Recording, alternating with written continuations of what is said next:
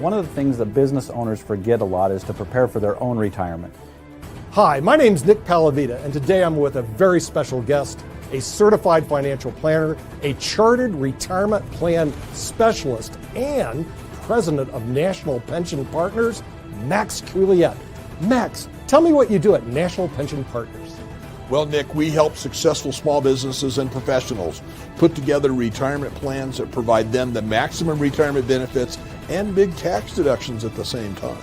Well, how do you do this? Well, we get on an internet conferencing system with the client. We review their goals, what they want to accomplish, and then put together strategies to help them in implementing a retirement plan that benefits them, not everybody else. Well, that sounds really good, but how much does this cost? Well, it's really not bad because the first consultation is free. That allows us to go through and discover whether this strategy works for that business and for you as the business owner and helping you maximize your retirement. Well, Max, how do we get this free appointment? It's really pretty simple, Nick. You can either go to our website below or call us at 877-252-1692, and then we can set up a time with either myself, Nick, or one of our other retirement plan specialists, another CPA or advisor in the office to go over this with you and make sure it fits for you.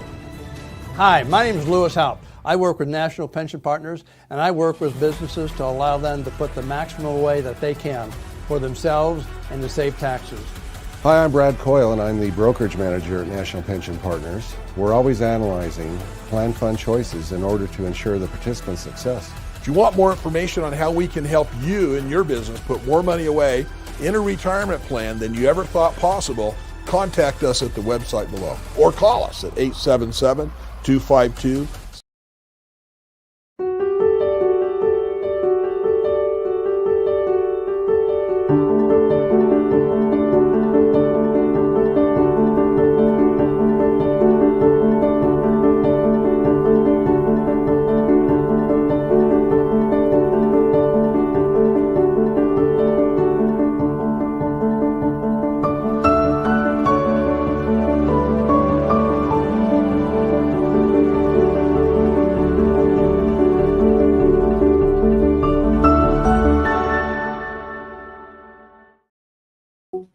Hello, everybody. Welcome to Economics with the Honorable David M. Walker, the former Comptroller General of the United States.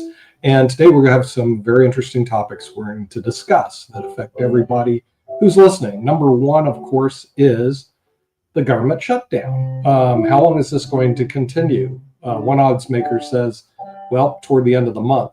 And some say maybe even beyond. Number two, of course, the tariffs. This could affect everybody also as well. And with that, we have the Honorable David M. Walker, the former Comptroller General of the United States, who can shed some lights on the economy between the tariffs and the government shutdown. I thought these are going to be two really hot topics right now to discuss. David, is the shutdown of the government in the United States, which is getting press here over in Europe, and also the tariffs, which looks like this is a continuing issue also as well in the United States, causing the Dow to vibrate. So what are your thoughts? Where are we going on these two major economic hurdles? Well, first, let's start with the shutdown. Unfortunately, shutdowns are not that unusual, although they're stupid. They've happened about 11 times over time. The longest shutdown that we've ever had was about 35 days. I believe it was in 2019 when President Trump had his first term. This particular shutdown is one that's very frustrating because the Republicans House and the Republicans in the House passed what's called a clean CR, meaning funding the government at the same level as was approved in the prior year. And many Republicans believe that there was too much spending in the prior year. Because we still have a lot of the COVID-related subsidies and expansions in effect. But the Democrats voted against it in the House, but the Republicans had enough votes to pass it. The Republicans clearly have a majority support in the Senate, but the Senate can filibuster legislation, so you need at least 60 votes before you can bring an issue for a final up or down vote based on a simple majority. There have been a number of votes so far. The latest was 55 yeas and 45 nays, where 3 Democrats crossed the line and voted in support of the clean CR, and 1 Republican, Rand Paul, voted against it. Look, as I've said many times before, shutdowns are stupid because they cost money, they dramatically reduce productivity and customer service, and they further reduce public trust and confidence in government when it's at or near an all-time low. How long this is going to last, only God knows, and God's not telling us. Although I will tell you that now people are starting to miss paychecks. If they had resolved it before the paychecks were due, and most federal workers get paid twice a month, then it would have been a moot point, because under current law, if you are working or not working, either one, that you will be repaid. There was a bill that was passed in 2019 that makes that clear. It gives a priority for the people who are required to work, so-called essential employees, versus ones who were forbidden to work, called non-essential employees. But in the end, both of them get repaid. It's just a matter of how quickly they get repaid. There are 3 issues that the Democrats have raised. Some have merit, some don't. One of which is they want to extend the COVID era expansion of tax credits for healthcare under the Affordable Care Act. It's set to expire on December 31st, 2025. They want to extend that. It's important to note that the government declared that COVID was over in May of 2022. And so we've already extended it to this point. Now they want to extend it again. We're subsidizing people, frankly, that are making over 400% of the poverty level. Just another example of the federal government has promised too much, subsidized too many, and that our healthcare system is badly broken and is in need of comprehensive reform. It's clear that the Affordable Care Act is not affordable. It's also clear that the Affordable Care Act is not sustainable. And so my personal view is something ought to be able to be worked out to extend those tax credits past the midterm elections, but they should lower the cap. In other words, we're subsidizing too many people. That should be lowered. And then ultimately what we need to try to do is engage in much more comprehensive healthcare reform. Let's say if it was extended to July of 2027, that would give time to try to be able to engage in some meaty healthcare reforms before they would expire again. The second issue is the Democrats want to roll back a lot of the Medicaid and other cuts that were included in the so-called One Big Beautiful Bill Act, which was in effect established the final funding levels for fiscal 2025, which ended on September 30. They want to roll back a number of those. They're not likely to be successful with regard to that. I think the ACA tax credits are the thing they're most concerned about. And the third issue, which quite frankly I have sympathy for the Democrats on, is they're wanting to reverse the attempt by the Trump administration to engage in so-called pocket rescissions. My personal view is we need reform there as well.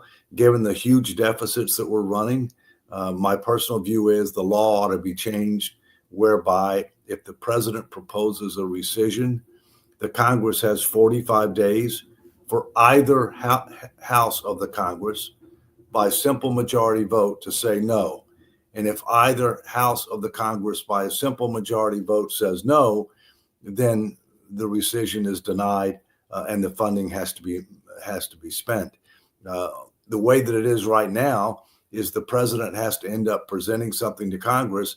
And if Congress does nothing, which is very adept at doing, it's very good at doing nothing, then the answer is no. Given our current fiscal situation and where we are and where we're headed. I think that needs to change, but it would require legislation. I mean, there's no question that. So let me stop here with regard to the shutdown. We can talk about the tariffs too. Markets took a big last week, but rebounded today, even though today is a federal holiday. Of course, it doesn't matter much if you're laid off. So,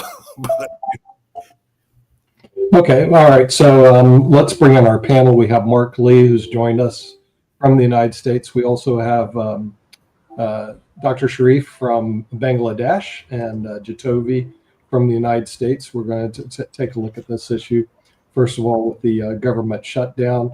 I don't think it affects people so much in Bangladesh as it does in the U.S.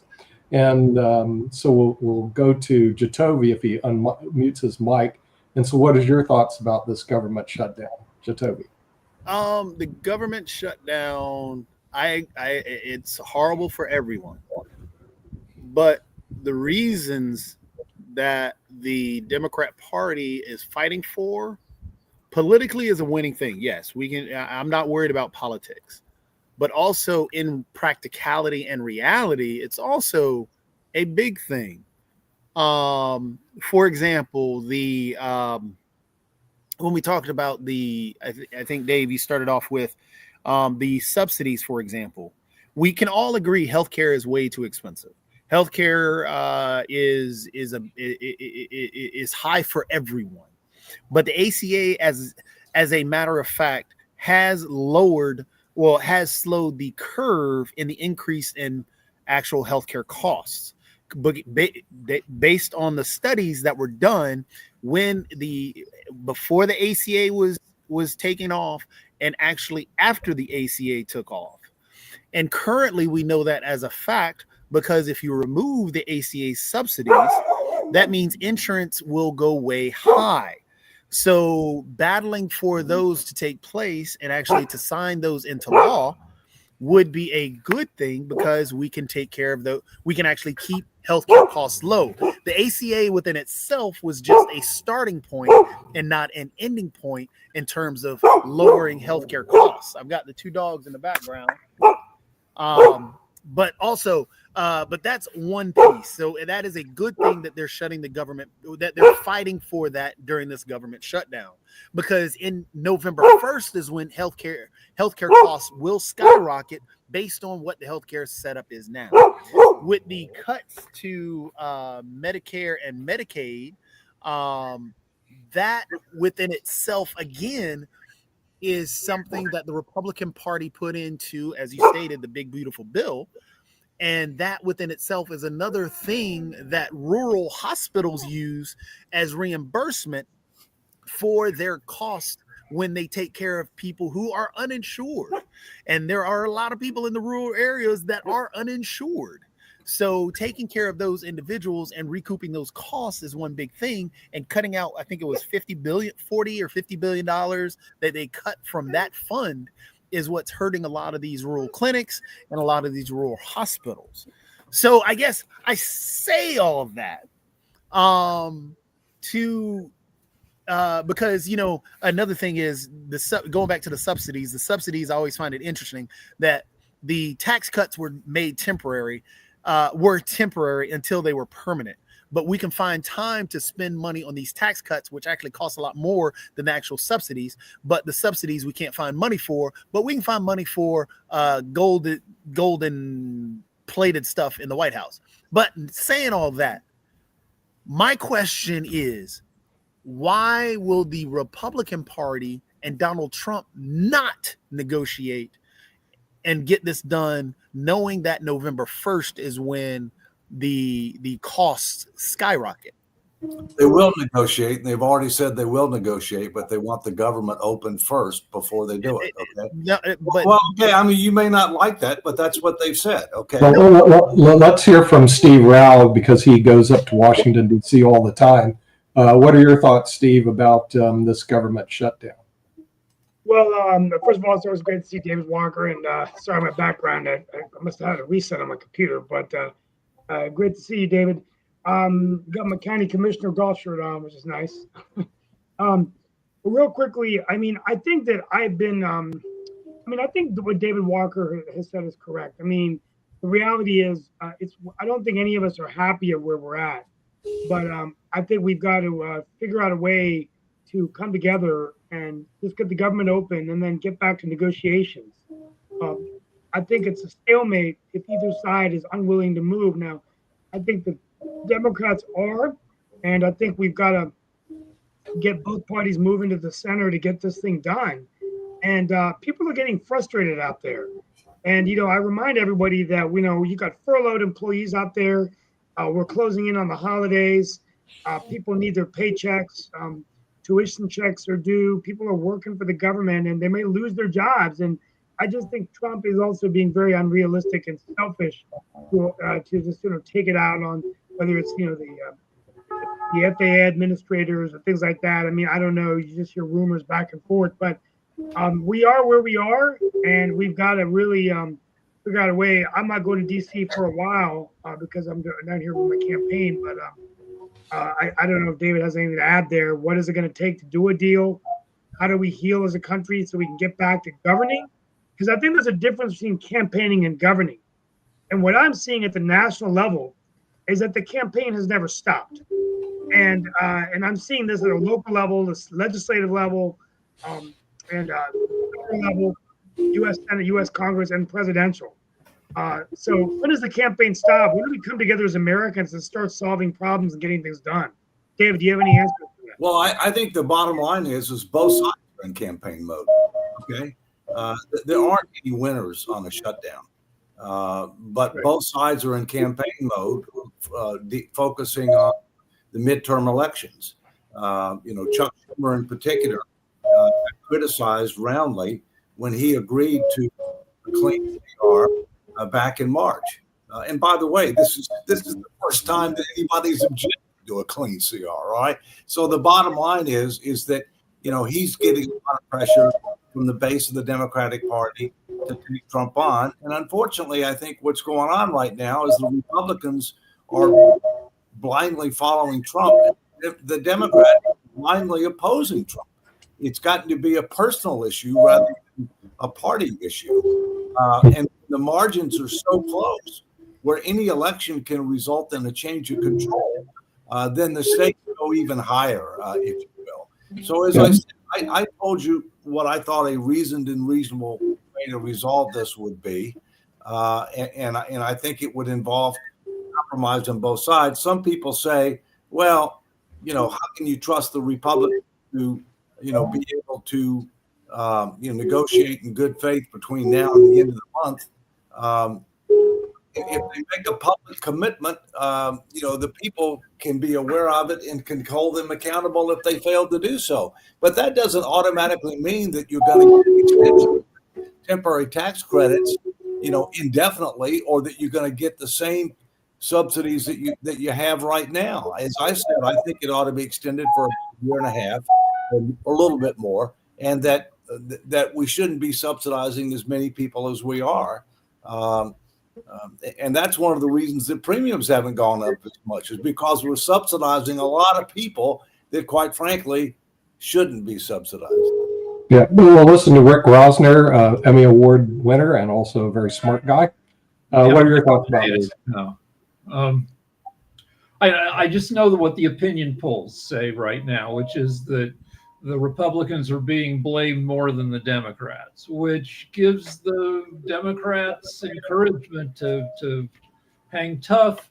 We discussed in the previous hour that people get their health insurance bills on November 1st. So Vegas odds are saying there's a 2/3 chance this shutdown ends before the end of the month. Oh, very good. And then we have Jacoby. I'm going to leave in 2 minutes. I'm just curious for David Walker. What would be the first thing you'd like to see us come to an agreement to? Well, I think the ACA subsidies are the things that, where there is an opportunity for somewhat of an extension and possibly a limitation of those subsidies. I think you can get an agreement on that. And I think, frankly, The issue with regard to the pocket rescissions is something that you ought to be able to get an agreement on. Where I think there's a wide gulf, which you're not likely to get an agreement on, one is the Medicaid and other reductions that were in the Big Beautiful Bill Act. I mean, that's something that you're not going to get resolved before November 1. Yeah, and Jatovi, you have comments. I mean, I think if we can get agreement on the subsidies and we can get agreement on other things with what the Democrats are requesting, if you can get an agreement there, then why not negotiate? That's my issue, is because there has been no impetus on Trump or the Republican Party throughout this whole year to even negotiate at all with the Democrats or do anything with the Democrats. They voted party lines on basically everything, especially that big, beautiful bill, which brings me to calling this a clean CR. It's not. You even said that the funding levels for the end of the year are changed based on that bill. So because of that, it's not a clean CR. They're upset because of the money that's getting pulled out based on that bill. So if it were a clean CR and based on funding levels from way back when Schumer voted before, it's not the same. I understand what you're saying, but understand this. You're correct that the One Big Beautiful Bill Act was a partisan bill. Okay, no question about that. One of the reasons that it was done through budget reconciliation, so you could avoid a filibuster. Okay, but in fairness, you know how many Republican votes there were for the Affordable Care Act in both the House and the Senate? 1. 0 in the Senate, 1 in the House. So the problem is that whichever. So, wait. I got a question. Whichever party's in control has been trying to get their way as much as they can, as long as they can, whereas the sensible center, which is about country, center right, center left, is largely abandoned by our current system. Here's a question, though, then, Dave, to push back against the idea that, nobody on the Republican Party wants the ACA or whatever. They tried to pull the ACA 17 times. How many times did it get pulled? None. So that means some of the Republicans did have to vote for the ACA and keep it intact. So the argument there becomes null and void when you do that. So getting back to the Big Beautiful Bill, which actually cut this funding, which is what their constituents want, then you're not voting for your constituents. This is what the Democrat Party is fighting for, is those constituencies or those constituents' healthcare costs, which every American and everybody is talking about is too high.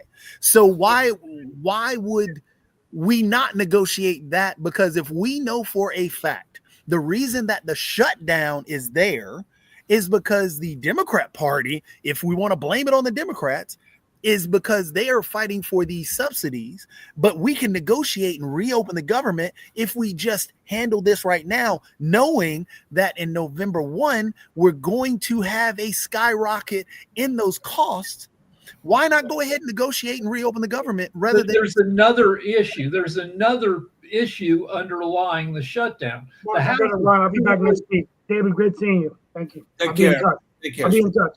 All right. The House is currently shut down, and Johnson says he won't open it up until the shutdown ends. But once the House is reopened, they have to hold a vote on the Epstein files. So the Republicans are happy to keep the House shut down.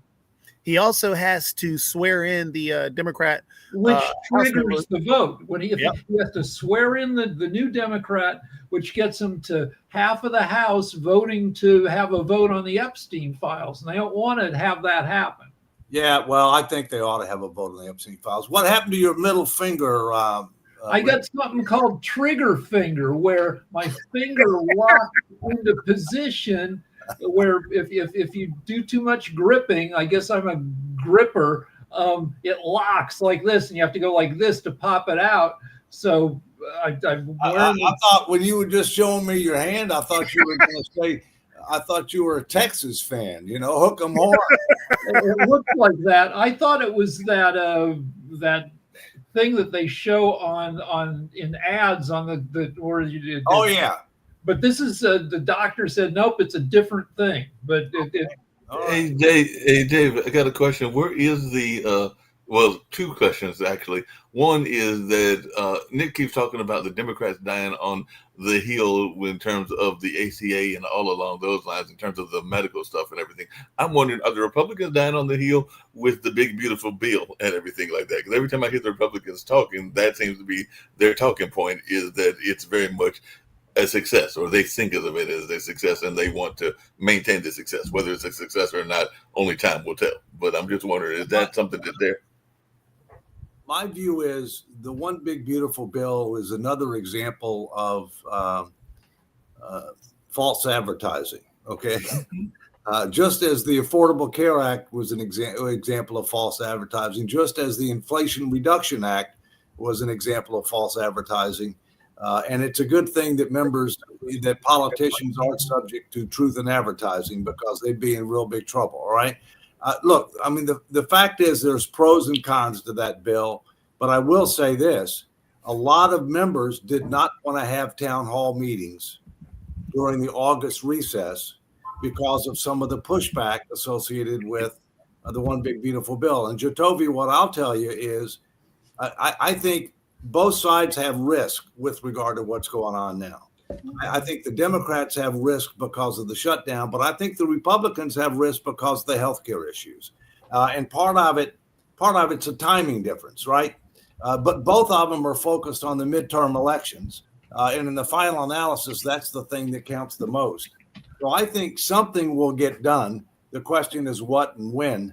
I just know that public trust and confidence in government is so low, and that anytime you have these shutdowns, it just makes it worse, not better. Hey, Dave, just really quickly, a follow-up question, because you talk about it all the time on this show and everything, and then I've got a non-political question. Where is the sensible center in terms of the politics and all along those lines? And are we seeing some people that we can gravitate toward that are actually part of what you consider the sensible center in Congress and everything? And then my non-political question is, we're down to the Final Four, one of them being my Milwaukee Brewers and everything. So who's going to win the World Series? Well, first, I'm not a betting man, but you obviously told me who you're for. Okay. I did. The answer is I don't have a dog in the hunt. You know, my dogs are out. Okay. So may the best team win. As far as the sensible center, you know, in the House, you can look to the Problem Solvers Caucus, okay, is attempting to be a sensible center coalition. In the House and the Senate, No Labels, which, as you know, I'm one of the national co-founders of, is forming a new coalition that's called the Bicameral Group, which are Republican and Democrat senators and members of the House that are trying to work together on issues. The first issue they're working on is permitting reform. They're also interested in fiscal responsibility and immigration reform. But the permitting reform, they think, is the easiest of the three. And so they're trying to start with that and see if they can get a victory on that and get some momentum to do more. The truth is that the sensible center among the voting population is a majority of voters. Although with regard to our elected representatives, they are a significant minority of our representatives. We now have a republic that is not representative of nor responsive to the general public. We need political reforms as well in order to revitalize our democracy and restore a true republic, which I'm happy to get into. But at some point in time, we need to talk about tariffs too. Okay, so I want to ask you about China specifically. We've had kind of chaotic government for the past, 8-9 years, depending, but we were helped in not being too wrecked because China also had crappy government. But now it looks, according to what I'm hearing, it looks like the Chinese government is getting its act together. So what's going on with that? Well, first, as we've talked about many times on this show, China has something the United States does not have, okay? And that is called a long-term strategic plan that focuses on economic, diplomatic, military, and domestic dimensions that is future focused, that is outcome oriented. And we don't have that. We've been in business since 1789. I know you don't want to rush into things, but I would argue we're long overdue. Okay. Secondly, China, I mean, we have a better form of government, okay, because it is, we do have a democracy. China has an autocracy. And so China can get things done a lot quicker. But then again, there are few checks and balances and little with regard to civil rights. One of the things that I've always been concerned about, and it's manifested itself within the last week, is that China has a significant share of the world's rare earth minerals. And China has 80% plus of the production capacity of rare earth minerals. And I've always felt that the United States needed, and this would be part of a strategic plan, the United States needed to take whatever steps necessary, either with regard to domestic capabilities and or partnerships with our allies to be able to secure supply chain for rare earth materials and other materials that are critical for prescription drugs. In other words, national security, economic stability, and public health. We have not done that. And as a result of having not done that, then China can exert significant leverage on us because if they cut off those, it's not just with regard to military matters, it's with regard to telecommunications, it's with regard to electronic vehicles, it's with regard to a number of different things that would be felt throughout the entire economy. Now, the market took a big hit last week, at the end of last week. It's rebounding today, I think in large part because of some of the comments that the president made, saying that he is going to meet with the Chinese premier and not premier with Xi. He is going to meet with him, and they're going to try to work something out. But this is just another example of lack of planning and effective execution, and we need to change that. With that, we'd like to bring in Dr. Sharif, who actually lives in Dhaka and has his pulse on Asia, and see what his thoughts are regarding this. I can't hear you. You're muted, Doctor. Yeah, thank you. Thank you. Can you hear me now? Yes. Yeah, this is very interesting discussions, and definitely I like the economical impact because I run this talent economy. According to my understanding, what Professor or Dr. David Walker always said that USA do not have long-term plan, but China has strategic and long-term plan. But in terms of my study and other things, what I understand in terms of Trump initiative, he do not like globalizations, and he tried to save USA with lot of strategy and other things. Sometimes it's work, sometimes it's not work. But if we do a study the globalizations and offshores of 1970 to 2000, I'm in Bangladesh.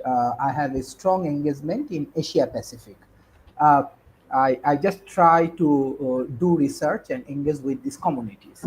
And I find that trade liberalization, like the general agreement on tariff and trade, and later the WTO allow cheaper import when globalization come. And then USA companies move for production overseas, especially in China, Mexico, even South Asia, even Bangladesh, to reduce the cost. And then in 1994, NAFTA made it easier to shift factories to Mexico. Result, lower consumer price, but massive factory job losses for USA. And secondly, we right now we see this automation like robotics and replacing of many jobs, AI and all of the things. In terms of financial things, what I understand that Wall Street and service company become dominant and investor demand like short-term profit. What you are discussing about these short-term goals, when this Wall Street and all of the big investment companies, they want short-term profit, they do focus on, and they may negotiate with their government, and they become lobby for the US government, and they do these financials things, and now USA suffering. Honorable David Walker, do you think that this is the biggest mistake of US history, go for the globalizations and lose their control, especially the manufacturing industries, to China? All right. Well, first, let me comment on several things. One, President Trump is well known for saying he's for America first. But what's important, it cannot be America alone. There's no way in today's world that the United States or any other countries can or should go it alone. There's tremendous interconnectivity. There's tremendous interdependence. All right. President Trump also talks about let's make America great again. I reject that. Let's keep America great. America is great, but it is at risk. And we have to take a number of steps in order to make sure that we stay great. And that's a lot of what's in my book, America in 2040, which you can find America2040.com. Tariffs. I've long stated that I think free trade is where we ought to be, with a few exceptions. Those exceptions are, we need to make sure, as I said before, that either alone or in partnership with our allies, and it's more likely to be the latter rather than the former, we are self-sufficient with regard to supply lines and with regard to manufacturing capacity for items that are critical for national security and public health. We need to be self-sufficient, either alone or with our allies. Beyond that, I think we ought to have free and fair trade as much as possible. And the only time that you exert tariffs is where there are unfair trading practices. Okay. By the way, with regard to the tariff situation right now, our Supreme Court, which just came back in session early in October, has a number of constitutional cases that it's going to have to consider. Its docket is very full because the president has been pushing the envelope on executive powers in a number of different ways. And one of the ways that he's been pushing the envelope is with regard to tariffs. And I think one of the real key question is, when the president unilaterally imposed tariffs on many countries around the world without congressional approval, okay, or without engaging in a bilateral negotiation with the countries, those could be at risk. Those could be reversed. And by the way, guess who some of the countries are that we didn't achieve a bilateral negotiation settlement on? China, India, and I could go on. So I want to talk to China about China first. I asked AI. Yes. Does China look like Blade Runner? And AI came back and said, yeah, there are some cities that look like the frickin' future over there. China has 145 cities with a population of more than 1 million, industrial cities. The U.S. has 11. China has 18 cities with a population of more than 10 million. The U.S. has 0. Oh, so, New York Metro is not more than 10 million? 8 million. Oh, okay. All right. Well, but understand this. As Ross Perot would say, Rick, you have to open the hood and look underneath, right? Yeah. So it's not just totals. It's also the issue of things like demographics, skills. And look, the fact that China is producing a lot of things that don't have national security or public health implications, I could care less, right?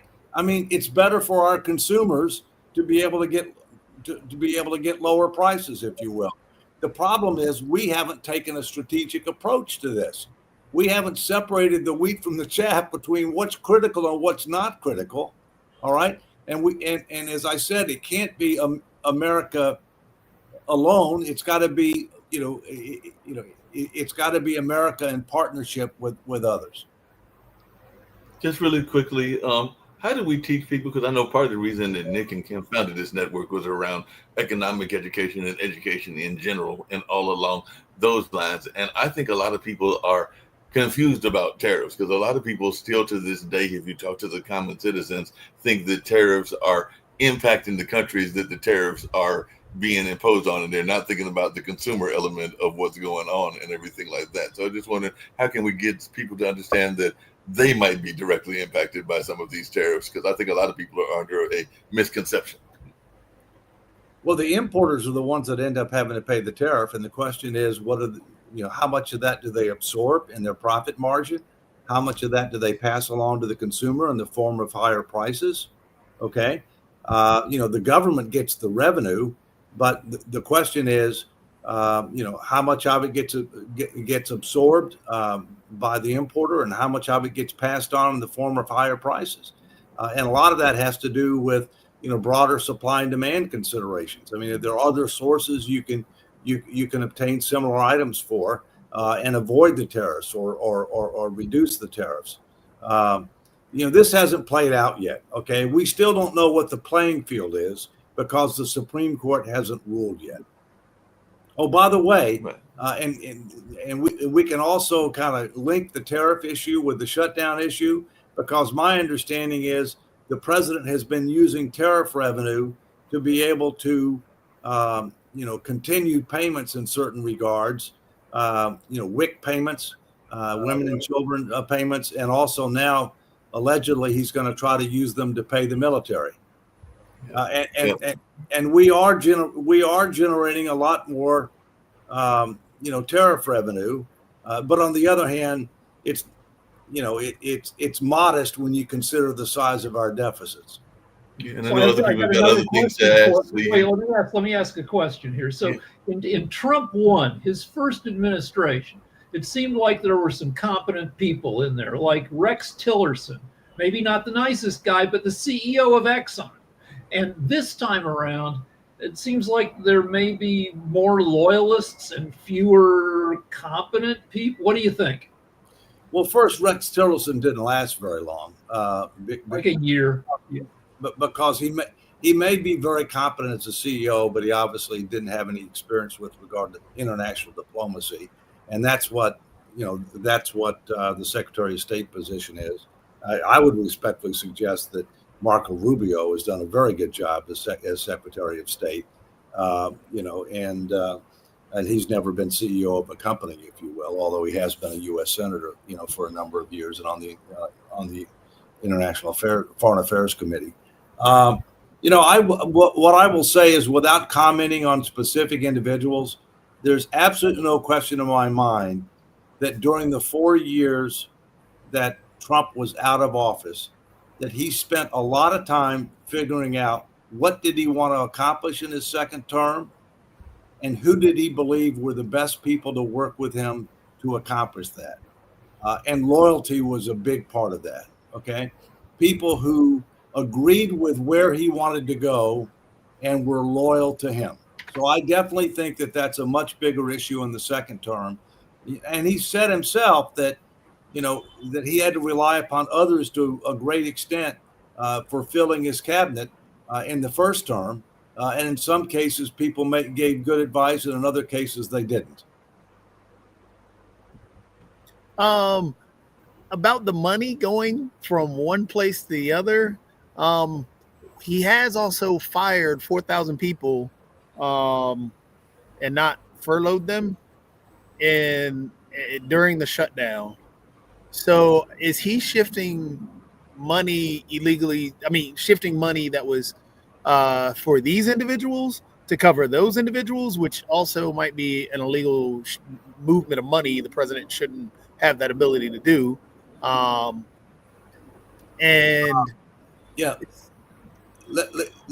He's learned a lesson from Doge. Okay, Doge didn't do the right thing, and they didn't do it the right way. Okay, we do need a comprehensive review and reassessment of what the government does, how it does it, who does it, how we measure success.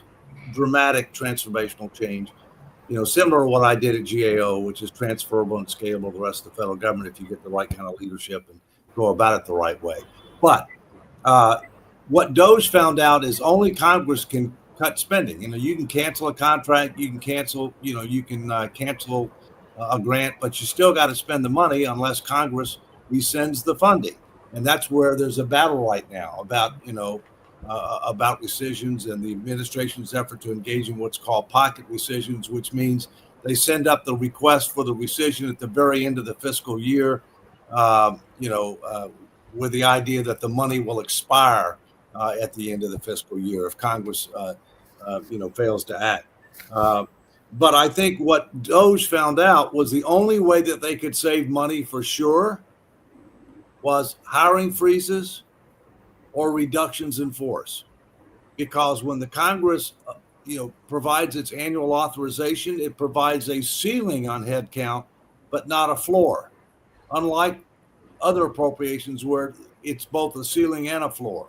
Well, hold on. There's been some argument about whether the president has talked about he's going to fire a bunch of people during this period of time.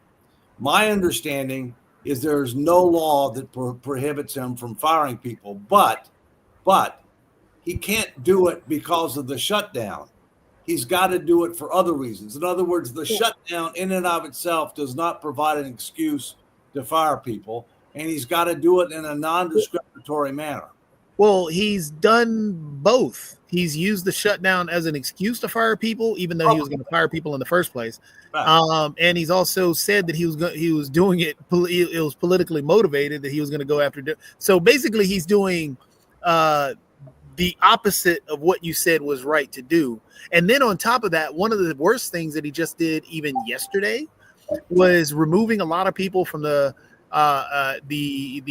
special needs departments in the Department of Education. So now those without, or those most vulnerable amongst us, are now going to be harmed based on his actions. And in terms of the lessons around Doge, they fired a bunch of people and then rehired them later. Yeah, that's right. So Trump does a lot of illegal stuff every day. So does every U.S. president. So do all of us. We can't say that, Rick. No, hold on. Let me get to my point, which is I roll through stop signs occasionally. I'll come to a complete stop. Illegal. Is anybody going to stop me? No, we don't have enough cops in L.A.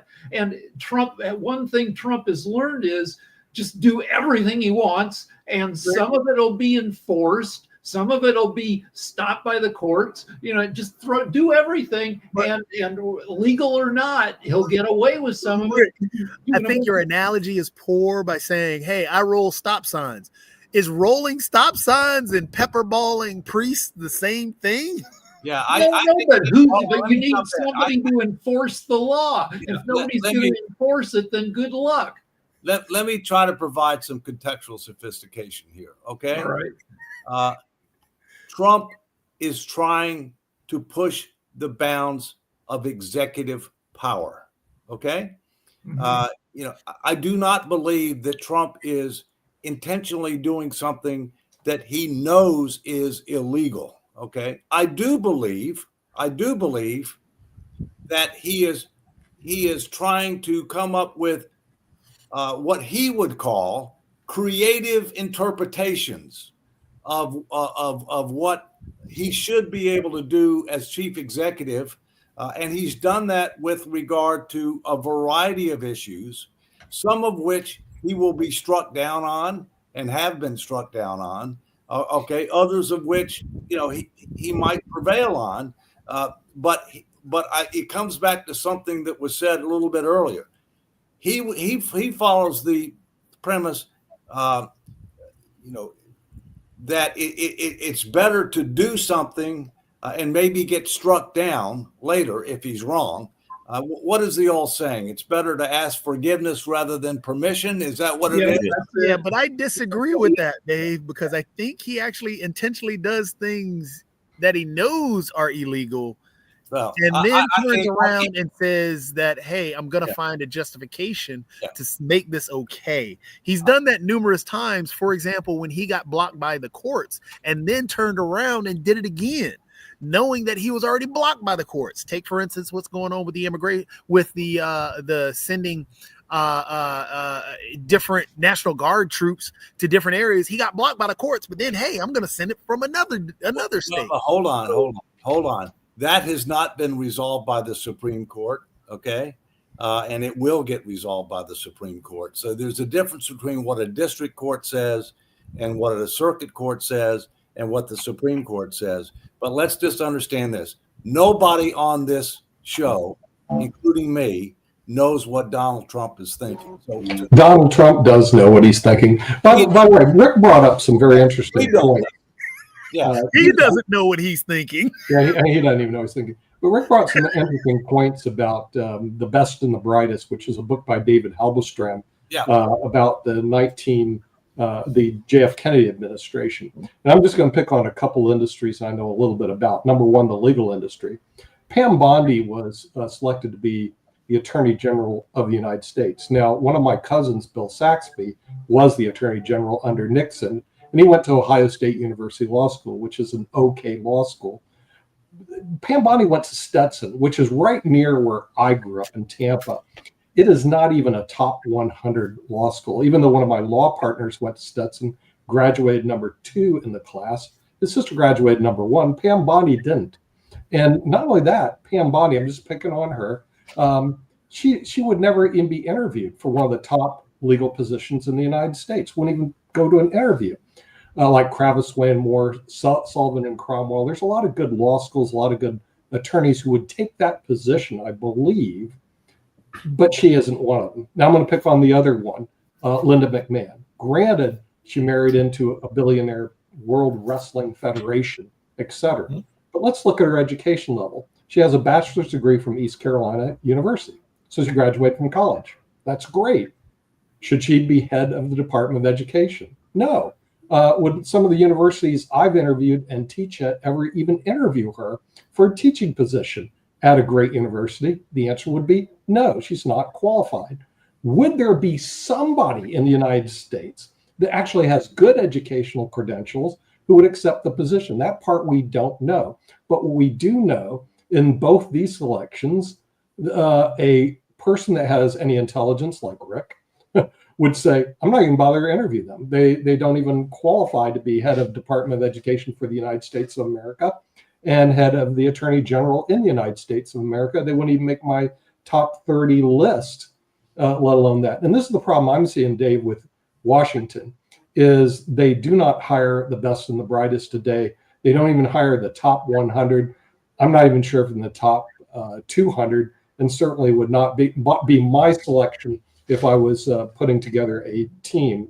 So this is what I see that's very weak among politicians. They too tend to do like what you just said in your earlier commentary, look for who's a loyal, sycophant, obsequious individual and put them in that position, but definitely not the best and the brightest. Well, David, do we have really the best and the brightest leading the United States? We don't have the best and the brightest in Congress either, okay? I mean, think about it for a second, okay? What are the requirements to be elected to the House or the Senate? A, you have to be a citizen. B, you have to be at least a certain age. And C, you have to live in a certain place. That's it. No wonder we get those are the only requirements. I will say this. Look, loyalty is arguably number one for this administration. Yeah. Arguably number one, okay? But there are some good people. I would respectfully suggest I think Marco Rubio was a very good pick. I think the Treasury Secretary is a very good pick. So there are some good people that not only are competent, but are loyal. But you have to be loyal.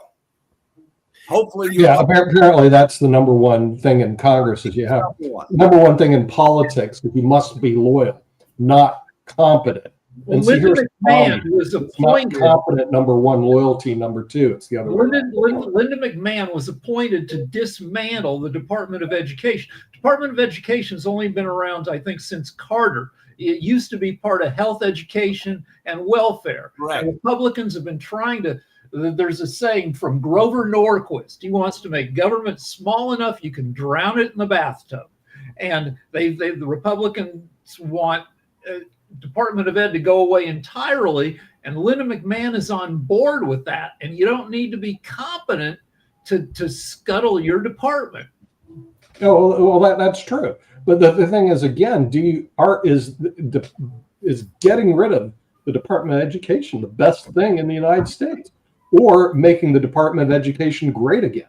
I mean, we can have a very good educational system, and Dave and I have talked about it, by introducing things like financial literacy into our educational curriculum and getting people on board on the industries of the future. So it could actually have a meaningful purpose. That's right. But what we have right now is we have somebody who heads the World Wrestling Federation, which, by the way, I love watching that stuff. Yeah, China is Blade Runner. China is the future. If we want the future, we need an educated population. Absolutely.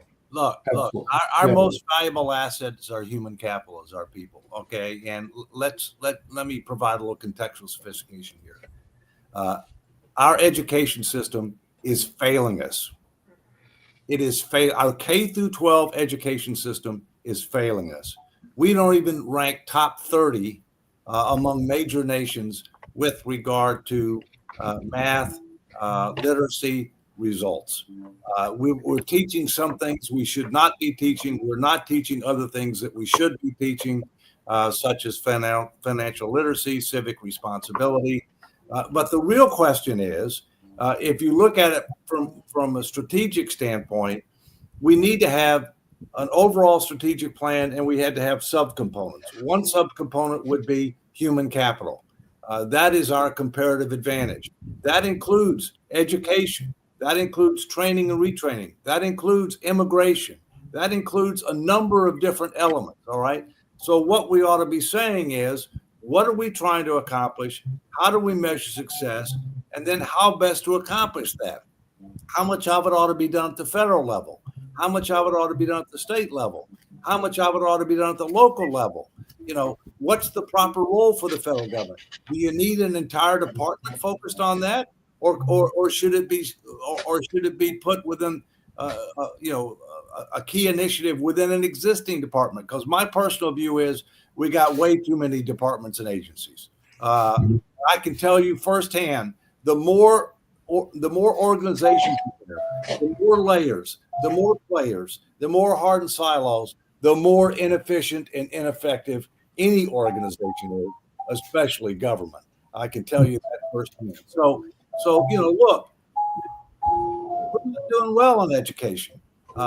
There are certain things that we need to do at the federal level, okay, with regard to education.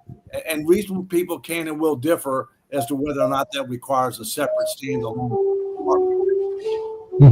Recommendation with regard to education. Yes, sir. If you want to laugh and maybe be a little disturbed, there's a show called English Teacher. It's freaking hilarious. It's set in a Texas high school and really has the vibe of what it's like right now. Okay. Well, teacher, but in the meantime, we're going to have to go. But we want to thank the Honorable David M. Walker, our guest, and of course, our commentators like Jatovi and Dr. Sharif. And we'll see you next time on Economics with the Honorable David M. Walker, only on the Pod TV. Take care, guys. Take care. Bye-bye.